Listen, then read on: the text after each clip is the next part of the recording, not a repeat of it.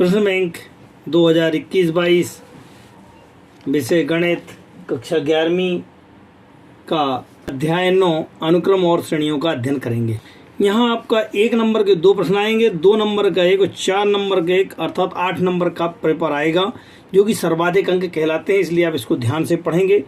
यहाँ पर सही विकल्प में 2, 4, 8 का 8वां पद ज्ञात करना है। देख सकते हैं कि बार बार 2 का गुणा हो रहा है, अर्थात यह गुणोत्तर श्रेणी होगी और गुणोत्तर श्रेणी का प्रथम पद जो कहलाता है वो 2 कहलाता है। अगर हम r की बात करते हैं, पद की तो साधारण पद क्या होता है T2/T1, इसमें इसका भाग देते हैं या इसमें इसका भाग देते हैं। भाग दे के देखा कितना आ गया, 2 आ गया है। nवें पद का फार्मूला होता है AR⁻n-1। a का मान भी 2 था, r का मान 2 था। चूंकि 8वां पद ज्ञात करना था इसलिए 8 - 1 अर्थात घात 7, इनका गुणा कर लिया, कितना आ जाएगा 256, अर्थात हम 256 में टिक लगा देंगे।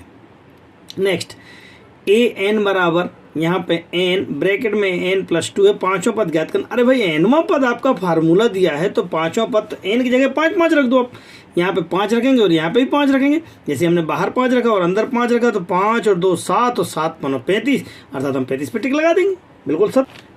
प्रश्न क्रमांक 2, रिक्त स्थानों की पूर्ति कीजिएगा। 2 धनात्मक संख्याएं a और b का गुणोत्तर मध्य अर्थात दोनों का गुणा करके रूट लगा देना, गुणोत्तर मध्य बन जाएगा। और अगर समांतर मध्य पूछा जाए, समांतर मध्य कितना होता है a+b/2 होता है। ध्यान रखें इसको। अब यहाँ देखें ये √2 है, ये 2√2 है, ये 3√2 है, तो 5वां पद निकालोगे तो 5√2 हो जाएगा। बिल्कुल सिंपल सा क्वेश्चन है। सत्य बताइए। 2 संख्याओं a और b का समांतर मध्य a-b गलत है, जबकि होता क्या है a+b/2 होता है। 4 और 12 का समांतर मध्य, 4 और 12 का समांतर मध्य 4 और 12, 12 और 4 16, 16/2 अर्थात 8, जबकि यहाँ 6 लिखा है इसलिए ये भी गलत है। यदि किसी समांतर श्रेणी के प्रत्येक पद एक अचर गुणा किया जाए तो इस प्रकार प्राप्त अनुक्रम समांतर श्रेणी सही है, बिल्कुल सही है। 2 संख्याओं का समांतर मध्य गुणोत्तर मध्य से छोटा होता, गलत है, जबकि होता कैसा है, ये वास्तव में बड़ा होता। प्रश्न क्रमांक 4, एक शब्द या वाक्य में उत्तर लिखिए। गुणोत्तर श्रेणी AR का nवां पद, सबसे पहले क्वेश्चन में बता चुका हूं कि nवें पद का सूत्र होता है AR⁻n-1 होता है। प्रश्न क्रमांक 5, यदि किसी समांतर श्रेणी का mवां पद n है तथा nवां पद m है तो pवां पद ज्ञात कीजिए। अब यहाँ पर समांतर श्रेणी जब कही गई है तब हम क्या कहेंगे, प्रथम पद माना a है और सार्वंतर d है। जब हम समांतर श्रेणी का प्रथम पद a और d काउंट कर लेंगे तब nवें पद का सूत्र होता है a+n-1 d होता है। लेकिन प्रश्न में कहा गया है mवां पद n है, तो mवां पद निकालेंगे तो a+m-1, जैसे nवें पद में n-1 था ऐसे ही mवें पद में a+m-1 हो जाएगा। लेकिन mवां पद कितना है, n है, तो इसका मान कितना हो जाएगा, n हो जाएगा। इसी प्रकार से nवां पद m है तो nवें पद का हमने फार्मूला निकाल लिया, a+n-1 d बराबर कितना हो जाएगा, m हो जाएगा। अब यह समीकरण 1 और समीकरण 2 को हल करते हैं, देखते हैं आराम से। यहाँ पे चूंकि a से a कैंसिल करना तो इनके चिन्ह बदल लेते, चिन्ह बदलेंगे a से a कैंसिल हो जाएगा। अब आप यहाँ से आएंगे, चूंकि ये वाला प्लस का हो जाएगा 1 से 1 कैंसिल हो जाएगा, अर्थात m माइनस का n और ये ब्रैकेट में d बराबर n का m हो जाएगा। अब क्या होगा, चूंकि ये m-n है और ये वाला n का m है, अब ध्यान देते हैं नजरा, तब आप क्या करोगे, यहाँ से कॉमन निकाल लोगे। जैसे ही कॉमन निकलेगा तो ये m-n बन जाएगा। अब आपका m-n कैंसिल हो गया तो d इक्वल टू कितना बचा, ये वाला -1, d इक्वल टू कितना हो गया, -1। अब किसी एक समीकरण में वैल्यू रखते हैं d का, समीकरण 1 से मान रखेंगे a+m-1 d था ये यहाँ पे, तो d की जगह कितना रख दिया मैंने, -1 इक्वल टू n के। ये पूरा का पूरा हिस्सा किसका हो गया, माइनस का हो गया। जैसे उधर जाएगा प्लस का हो जाएगा तो ये m और ये -1 पूरा का पूरा उधर चला जाएगा। a मिल गया है आपको और ये d मिल गया। अब क्या निकालना है, pवां पद निकालना है। बताएं pवां पद का फार्मूला, जैसे मैंने mवें पद का निकाला था a+m-1 d, ऐसे ही pवां निकालेंगे तो p-1 d हो जाएगा। सो a का वैल्यू रख दिया m+n-1 और यहाँ पे p-1 और d की वैल्यू कितनी निकाली थी अभी, -1 ये रख दी मैंने आपको। यहाँ पे -1 से अंदर मल्टीप्लाई किया है तो ये हो गया -p और -1 1 से 1 कैंसिल हो गया। अब कितना बचा है एन प्लस एन माइनस का पी, और यही आपका क्या होगा, पी वहां पर होगा। तो प्रश्न क्रमांक 6 के बारे में अध्ययन करेंगे। दो समांतर श्रेणियों के एन पदों का योगफल। क्या देखेंगे हम, प्रश्न क्रमांक 6 का अध्ययन करेंगे। दो समानांतर श्रेणी के एन पदों के योगफलों का अनुपात 3 धन का 8 अनुपात 7 n धन का 15 है। तो 12वें पदों का अनुपात ज्ञात करना है। क्योंकि यहाँ पर निश्चित रूप से दो श्रेणियां होंगी, माना दो समांतर श्रेणियां जिनके प्रथम पद a1 और a2 हैं तथा उनके सार्वांतर d1 और d2 हैं। अब ऐसी स्थिति में यहाँ पर योगफल का सूत्र क्या होता है, n/2 2a प्लस का n माइनस 1 इंटू टी होता है। क्योंकि पहली श्रेणी हमने ली है इसलिए यहाँ पर 1 मान लेंगे और उनका अनुपात निकालना है। दूसरी श्रेणी ली है, यहाँ पे योगफल था Sn और Sn डैश। अब यहाँ पर क्या करेंगे, Sn डैश लिया तो यहाँ पे 2 2 हो जाएगा पूरा का पूरा, क्योंकि ये पहले प्रकार की श्रेणी थी और दूसरे प्रकार की श्रेणी थी। इन दोनों का अनुपात कितना है, यहाँ से देखते हैं 3n प्लस का 8 और 7n प्लस 15 है। अब इन दोनों को सॉल्व कर लेते हैं, n/2 से n/2 को कैंसिल कर लिया। अब क्योंकि जो स्टेप बची हुई है वो क्या बची है, 2a1 plus n minus 1 into d1 के 2a2 प्लस का n माइनस 1 इंटू d2 की। परंतु हमारे पास जो nवें पदों का सूत्र होता है वो होता है a1 plus a plus n minus 1 into d, अर्थात यहाँ पर 2 का मल्टीपल नहीं होता, 2 से भाग देने पर 2 से भाग देंगे तब यहाँ a1 बचेगा, 2 से भाग देंगे इसके नीचे 2 आ जाएगा। तो हम देखते हैं कि ये वाला स्टेप 2 से भाग देने पर 2 से भाग देंगे तो हमारे पास a1 प्लस का n माइनस 1 इंटू d/2 हो जाएगा। यहाँ पे भी a2 प्लस का n माइनस 1/2 इंटू d2 तैयार हो जाएगा, ये जो का तो। अब हमें क्या आवश्यकता है वास्तव में, देखते हैं आप क्वेश्चन में 12वें पदों का अनुपात चाहिए। 12वें पदों का अनुपात किसे कहते हैं, 12 पद चाहिए।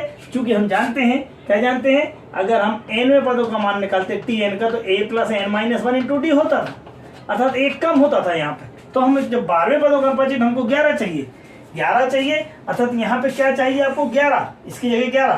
तो हम n माइनस 1 इंटू 2 को 11 काउंट कर लेंगे। यहाँ से 2 का गुणा किया, 11 दूनी 22 और 1 उधर चला गया 23, अर्थात n की जगह कितना रखना है 23। n की जगह हम जगह 23 रख देंगे तो हमारे पास 11 पदों का आ जाएगा। तो हमने यहाँ पे n की जगह 23 रख दिया, 3 गुणे 23 धन का 8, 7 गुणे 23 धन का 15 और गुणा भाग कर दिया थोड़ा सा, इन दोनों को गुणा कर दिया 69 धन का 8, 23 का 7 से गुणा किया 161 धन का 15, इन दोनों को जोड़ लिया ऊपर वालों के 69 और 7 77 हो जाएंगे और इसको दोनों को जोड़ा 176 के, 11 से आसानी से कट रहा है, 11 से 70, 11 एकम 11, 11 से 16, 6 के 66 के। अब इन दोनों को सोल्व कर लिया तो इस प्रकार से हम कह सकते हैं 12वें पदों का अनुपात कितना होगा, 7:16 होगा। प्रश्न क्रमांक 7, समांतर श्रेणी के p पदों का योग q पदों के योगफल के बराबर है। माना समांतर श्रेणी का प्रथम पद a और सार्वांतर d है, तब p पदों का योगफल सो p/2 2a plus n minus 1 into d। क्योंकि p पद थे इसलिए यहाँ पर p आएगा, क्योंकि अगला q पदों के योगफल के बराबर है तो यहाँ पे q आएगा, 2a प्लस का q माइनस का 1 इंटू डी हो जाएगा। नॉर्मली हमको फार्मूला मालूम होना चाहिए, Sn बराबर n/2 2a plus n minus 1 into D वाले फार्मूले से। अब यहाँ पर ये 2 से 2 कैंसिल हो गया, अंदर गुणा कर लेंगे, सो 2ab प्लस अंदर गुणा करते जाएंगे p स्क्वायर डी माइनस का pd, अंदर p का गुणा करते हो गए, p स्क्वायर बन गया है, यहाँ पे p बन गया और d का भी गुणा किया।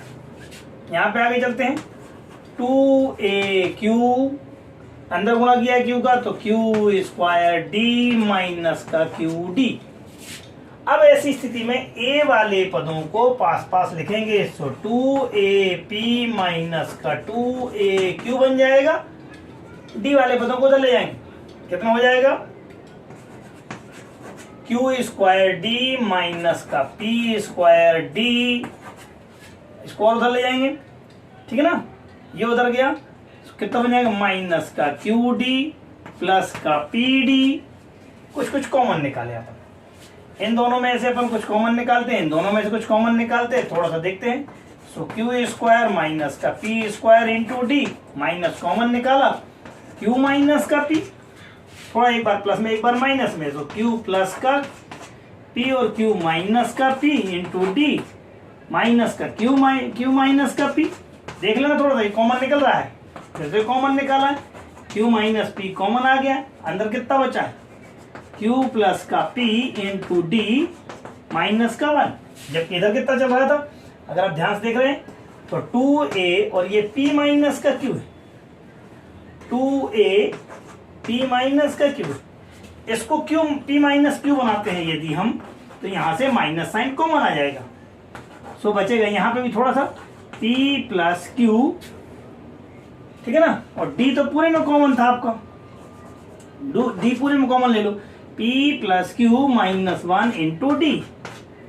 अब यहाँ पे आ जाते हैं, सो कितना हो जाएगा 2a p माइनस का क्यू, p माइनस क्यू से p माइनस क्यू कैंसिल, अब कितना बच रहा है, 2a का मान आ गया आपके पास, कितना आ गया है, so 2a equals to p plus q minus 1 into d, p plus q minus 1 into d. अब क्या निकालना था, अब निकालना था p प्लस क्यू पदों का योगफल, सो एस पी प्लस क्यू बराबर p plus Q by 2a plus p plus q minus का 1 इंटू डी।